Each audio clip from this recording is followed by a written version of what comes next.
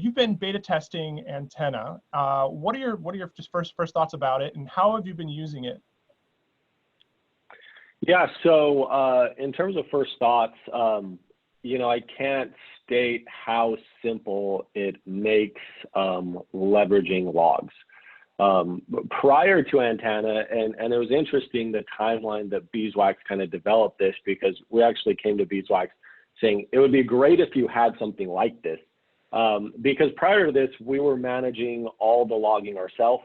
And as Tyler stepped through that process, it may seem easy and, it's not really rocket science per se, but, with cloud stuff, if you're not constantly watching it, it just seems to break, right? And so it was always something that we either had to keep an eye on, or we were spending resources just so that we could query the data in the way that we wanted to.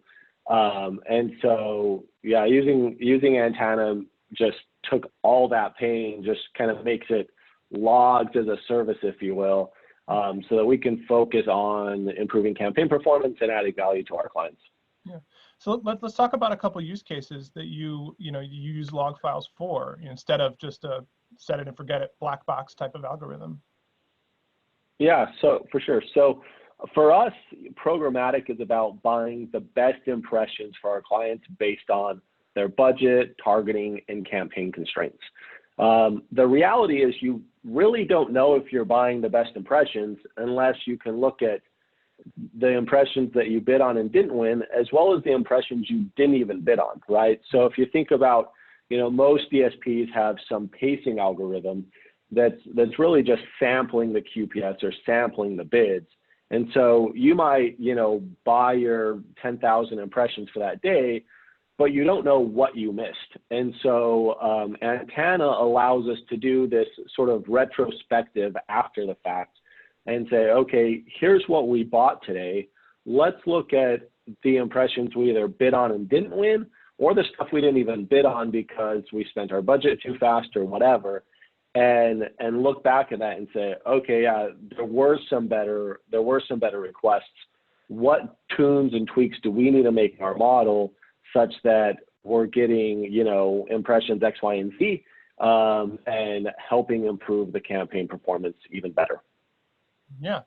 So it's almost like, if I could paraphrase, it's like you have this listening thing, this antenna up there in the cloud of all the auctions that are happening, and you're able to gain access to all those and make better decisions for your marketing. Exactly. Well said. Yeah. Great. Well, thank you for giving us that. Do you have any other thoughts to share? Anything you think that people should know if they're considering Beeswax or they're considering using Antenna?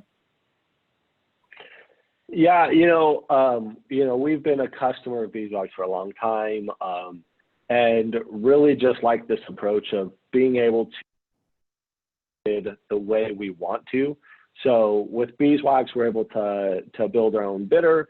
So instead of just buying impressions that, match the minimum targeting requirements in terms of frequency caps or geos or stuff like that, we're able to build models off in view duration, ad density on pages. And so our buying can be a lot more sophisticated than you get with the other DSPs who simply just want to maximize your spend, right? That's how they make money.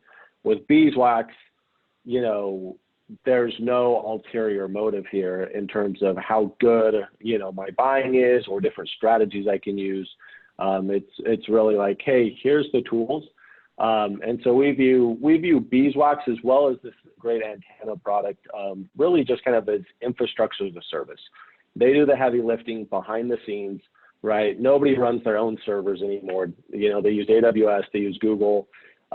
We view this the same way. There's no reason for us to set up all this process of ETL pipelines and jobs to manage logs when we can use a great product like Antenna that's done at a very reasonable cost that enables us to do more with the valuable engineering resources that we do have.